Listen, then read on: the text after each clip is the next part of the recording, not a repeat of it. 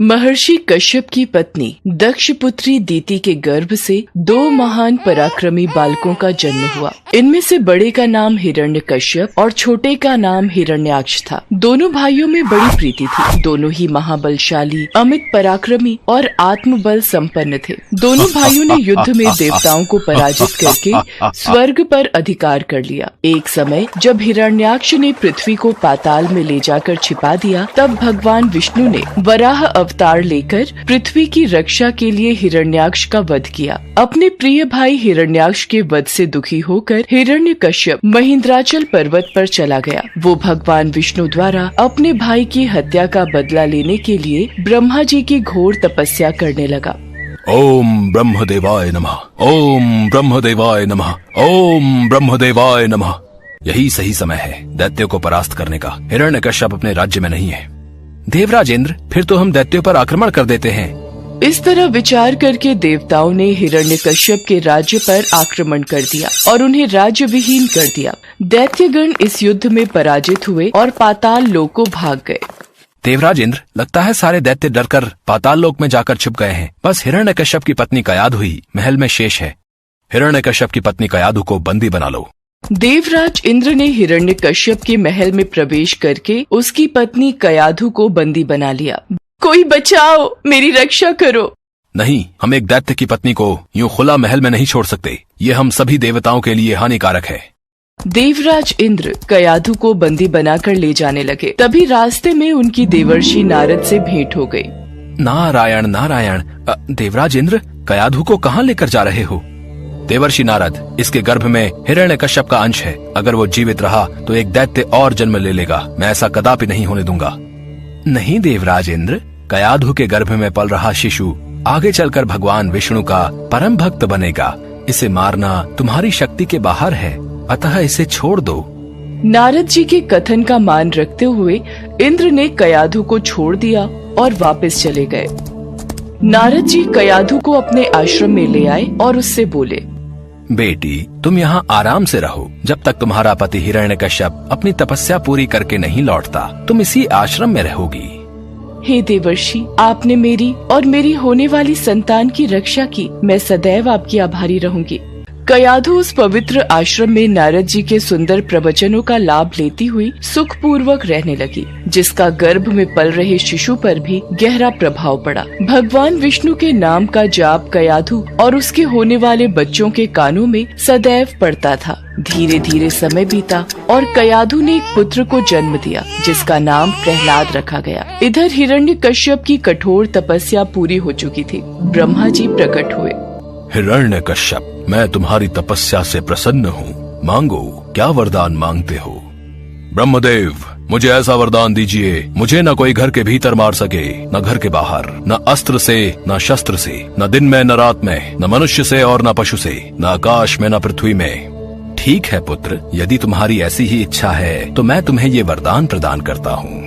वरदान मिलने के बाद हिरण्यकश्यप को अपने ऊपर अहंकार हो गया और वो तीनों लोगों पर अत्याचार करने लगा। कुछ समय के बाद कयाधु भी प्रहलाद को लेकर राजमहल में आ गई। भक्त प्रहलाद शिक्षा दीक्षा ग्रहण करने गए तो वहाँ भी वो श्री हरि का नाम ही जपते थे। जब ये बात हिरण्यकश्यप को पता चली तो वो क्रोध में आ गया।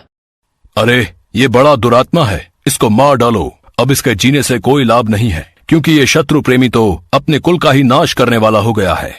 नहीं नहीं स्वामी, ऐसा मत कीजिए। मेरे लाल, मेरे बालक को छोड़ दीजिए। ये आपका पुत्र है। सैनिकों ने प्रहलाद को अनेकों प्रकार से मारने की चेष्टा की, पर उनके सभी प्रयास श्री हरि की कृपा से असफल हो जाते थे। हिरण्यकश्यपु ने प्रहलाद के हाथ पैर बांधकर समुद्र में फेंकवाया, विषैले सांपों से डसवाया और पर्वत शिखर से गिराया, पर भगवान विष्णु के आशीर्वाद से प्रहलाद को कुछ भी नहीं हुआ।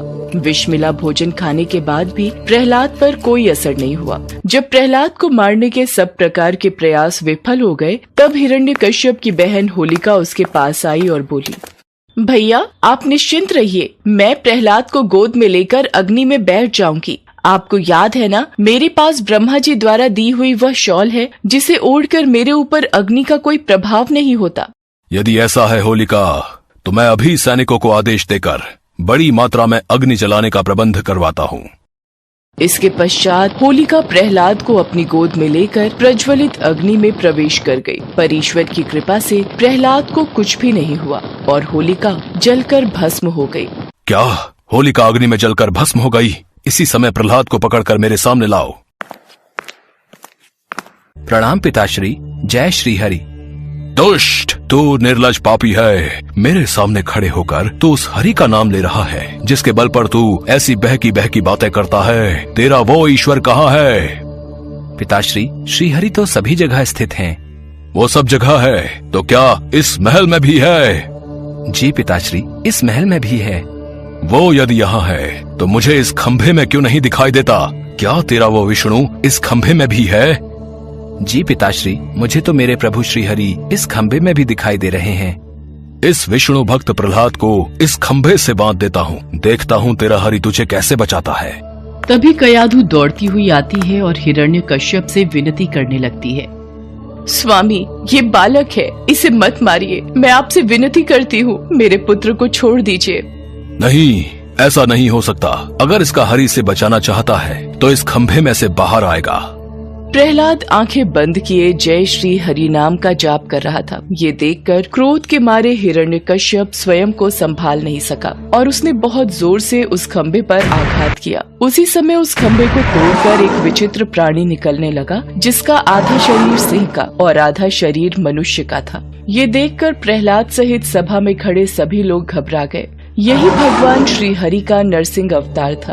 उनका रूप बड़ा भयंकर था। उनकी तपाए हुए सोने के समान पीली पीली आंखें थीं। उनकी दाढ़ें बड़ी विकराल थीं और वे भयंकर शब्दों से गर्जन कर रहे थे। उनके निकट जाने का साहस किसी में नहीं हो रहा था। ये देखकर हिरण्यकश्यप सिंहनाद करता हुआ हाथ में गदा लेकर नरसिंह भगवान पर टूट पड़ा। तब भगवान नरसिंह और हिरण्यकश्यप के बीच युद्ध आरंभ हो गया। नरसिंह भगवान ने हिरण्यकश्यप को झपट कर दबोच लिया और उसे सभा की चौखट पर ले जाकर अपनी जांघों पर गिरा लिया और बोले, हे हिरण्यकश्यप, ब्रह्मा जी के वरदान का आदर करते हुए मैं तेरा वध कर रहा हूँ। न दिन है न रात है, संध्या बेला है, न घर के भीतर न ही बाहर।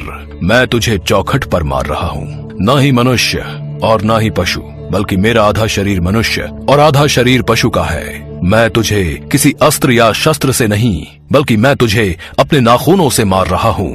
इतना कहते ही नरसिंह भगवान ने अपने नाखूनों से हिरण्यकश्यप के कलेजे को फाड़कर उसे पृथ्वी पर पटक दिया। फिर वहां उपस्थित अन्य असुरों और दैत्यों को खदेड़ खदेड़ कर मार डाला। भगवान नरसिंह का क्रोध बढ़ता ही जा रहा था। वे हिरण्यकश्यप के सिंहासन पर विराजमान हो गए। उनकी क्रोधपूर्ण मुखाकृति को देखकर किसी को भी उनके निकट जाकर उनको प्रसन्न करने का साहस नहीं हो रहा था। देवताओं के आग्रह पर माता लक्ष्मी उनके निकट आईं और भगवान के उग्र रूप को देखकर वे भी भयभीत हो गईं। तब ब्रह्मा जी ने प्रहलाद से कहा, पुत्र प्रहलाद, अब तुम ही भगवान नरसिंह को शांत कर सकते हो। जाओ, उनके समीप जाओ। प्रहलाद भगवान नरसिंह के समीप जाकर हाथ जोड़कर उनके चरणों में बैठ गए और भगवान नरसिंह के क्रोध को शांत किया। तत्पश्चात भगवान नरसिंह प्रहलाद को प्यार करने लगते हैं और प्रहलाद के आग्रह पर वो भगवान विष्णु के रूप में आते हैं और प्रहलाद को आशीर्वाद प्रदान कर अंतर्ध्यान हो जाते हैं।